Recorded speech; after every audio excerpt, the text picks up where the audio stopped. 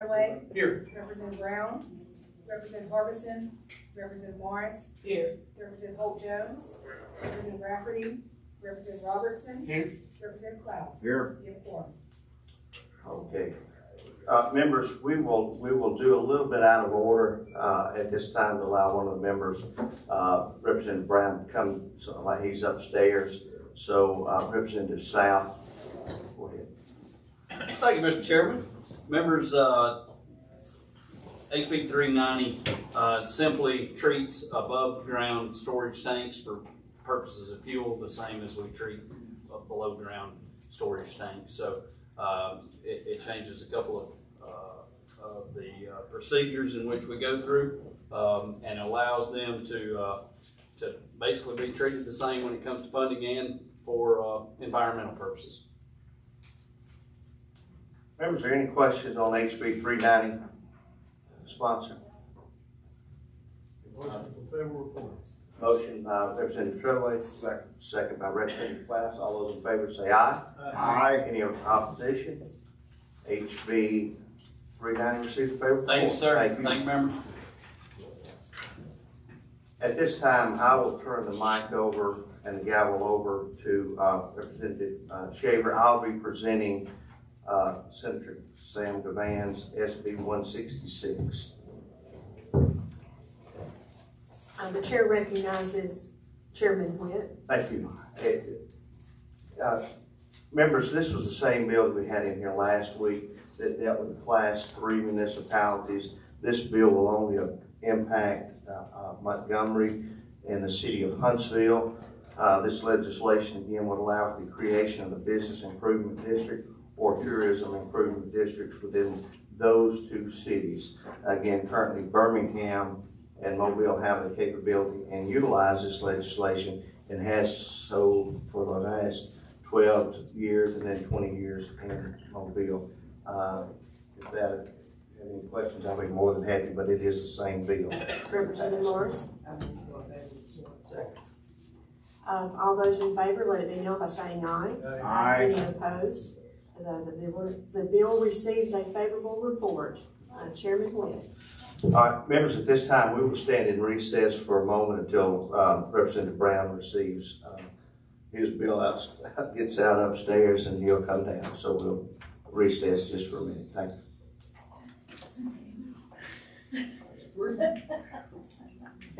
Let's see if one like education policy. Yeah. I had help for that class.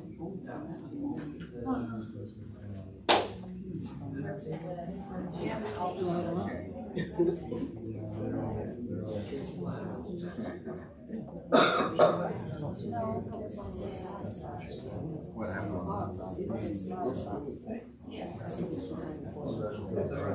Oh, okay.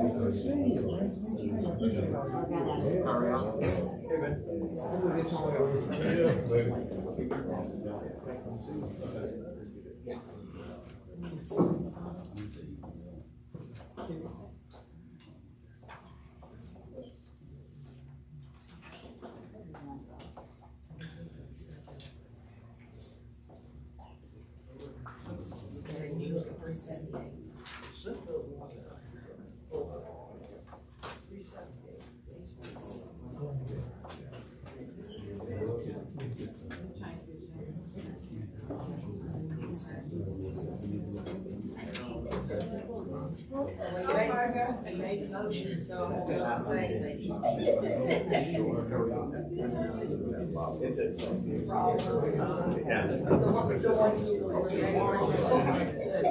there's a sign that says I was thinking. Yeah. he's not here. Thank you.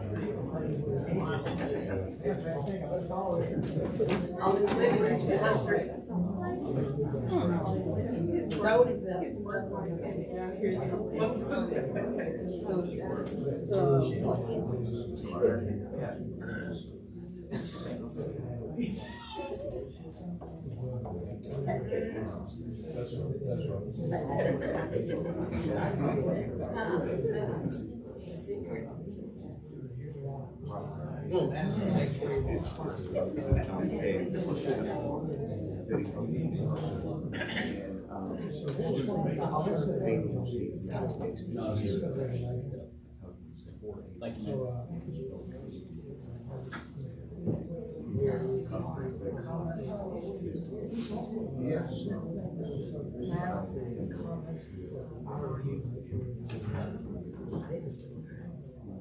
Person never get what kind of this? Y'all already do that. So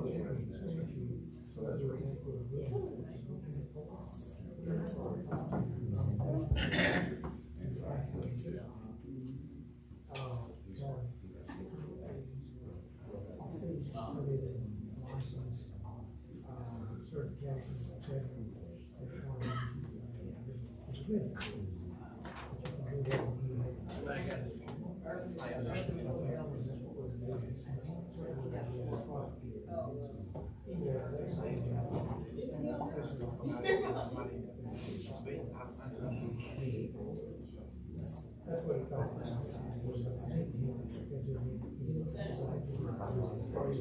Yes.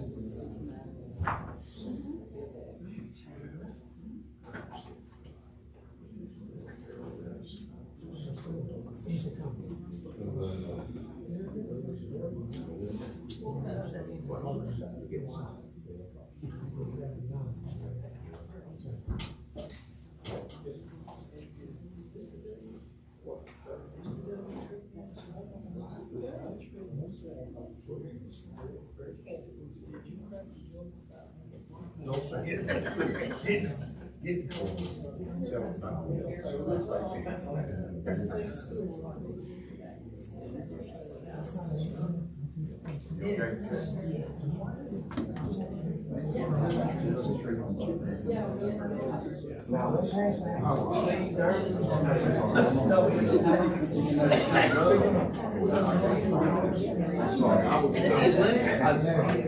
I sneezed. I grabbed something, and I was like, oh, it's out.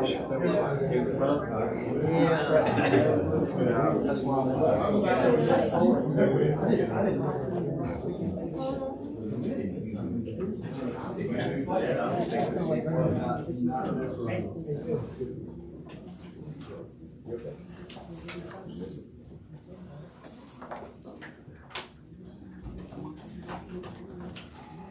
Okay, members, welcome Representative Brand. Glad to have you this afternoon.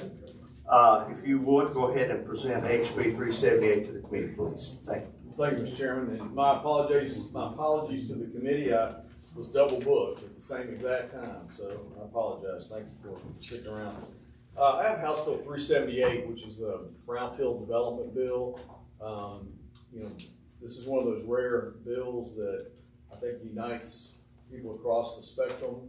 It's truly an opportunity for us to provide economic development opportunities to properties across the state that are sitting vacant right now because of fear. People are afraid to invest in these.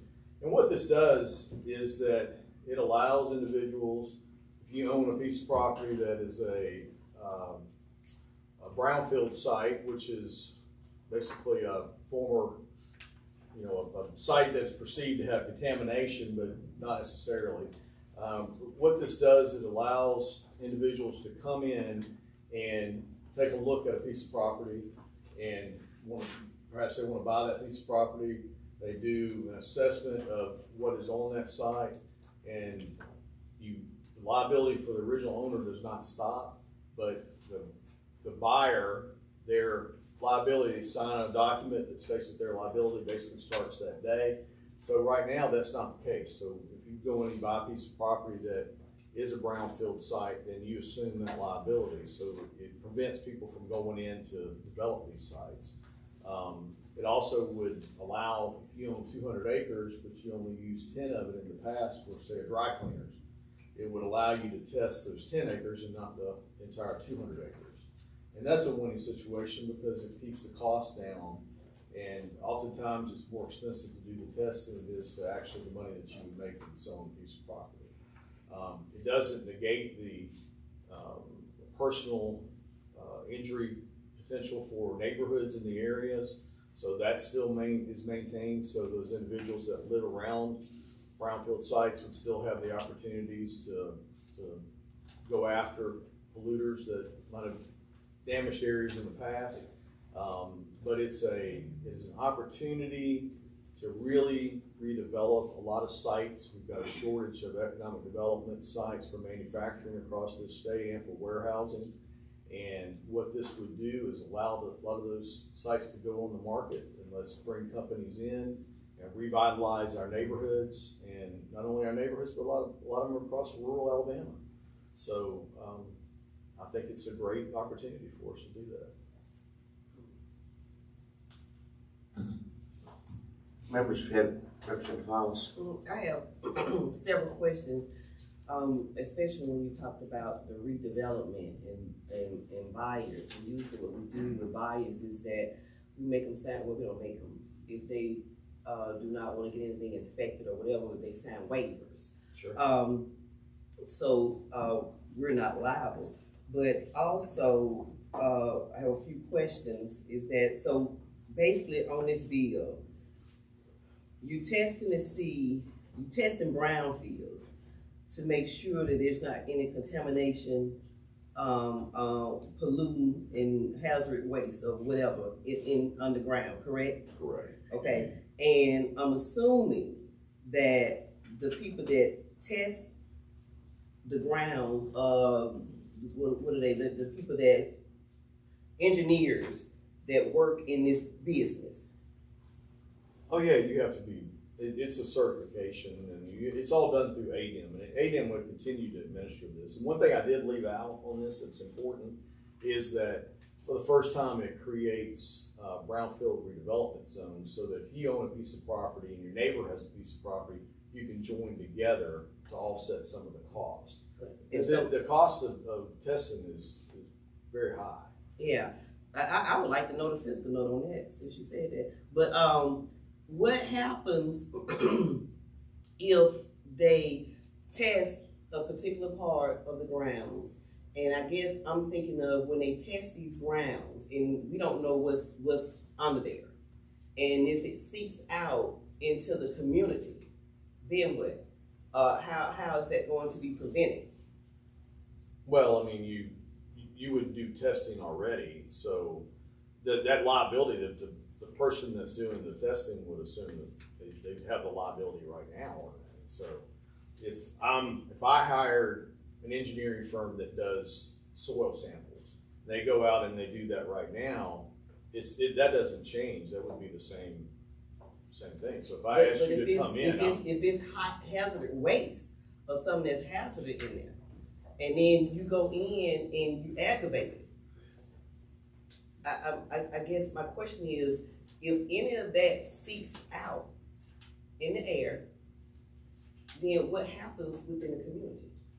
Are the people that's testing these grounds, are they equipped for that to keep this from leaking out into the community? And I've been looking at this bill ever since it was brought to me, and it really made me think about the person that was in my seat before, and the stuff that went down with him. You know, a lot of people died on his watch. You know, I'm always gonna keep it real. Oh yeah. You know, a lot of folks died on his watch.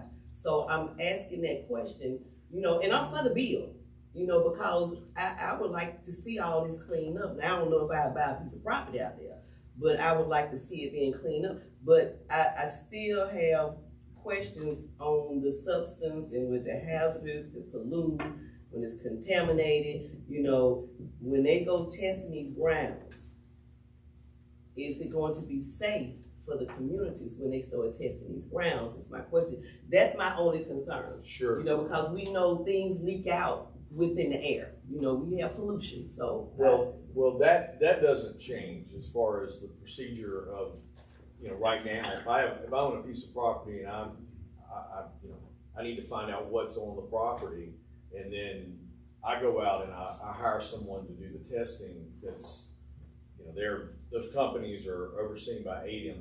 It's not ADEM doing it, but it's companies that I would go out and hire someone to come in and test my soil and give me a sample of what is on that soil, and it'll tell you how many parts per million, that sort of thing. So you don't know who will be testing it? Well, it's different. That doesn't change. It's the same. So there's engineering firms across the state that you hire, and they currently, I know from a municipal government standpoint, as mayor, when you come in with an economic development project, whether it be a Love's or a big industry that's gonna be 500 jobs, they currently have environmental soil test companies, and they go around and they bore in the ground, and they take samples and put them in tubes, and they send them to labs. Mm-hmm. And that's something that in this so field, there's not going to be a hole big enough for anything to seek out. So they're already doing that. Mm-hmm. The process of that exam is not going to change within this field. No, not at all. It sets up a structure to ease the guidelines to clean up that property if they do find to have contaminants. Yeah, and there's no, on the fiscal side, there's not an expense to the state. If anything, it's actually, it's a benefit to the state because it'll clear up a lot of these properties, but it doesn't create any additional regulations with the state. It's all on the private enterprise side. Okay, as long as we ain't killing folks, I'm all right. No.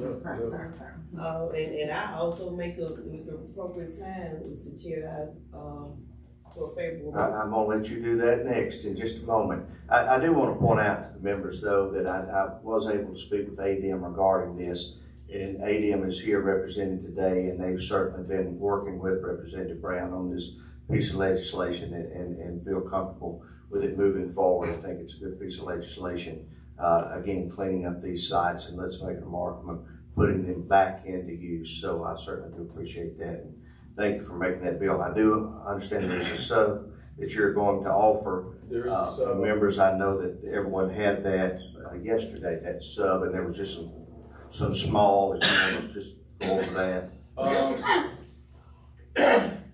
that with me, to be honest with you, Mr. Chair. Okay. Do you have? I do have a copy of the sub, yes, and it was minor changes in the language. So all the parties had that worked out. So if there's any questions regarding that, I will entertain a motion. Question. Okay. Representative Brown, did you name this bill after yourself? I did, but it's got a catchy name to it. I like it. All right, so Representative Brown has offered his sub. Representative Hollis has made a motion. We have a second by Representative Shaver. All those in favor say aye. Aye. All right, and then we need to give a favorable report. Yes. Motions again, I'm sorry. Yes, so Representative Hollis made the motion to adopt the sub, and then Representative Shaver seconded. And then I'll entertain a motion for a favorable report for HB 378 as substituted. All right, Representative Hardison makes the motion. Seconded by Representative Klaus. All those in favor say aye. Aye. Any opposition? HB 378 is a favorable report as substituted. Thank you, Mr. Chairman. Thank you, members. Thank you.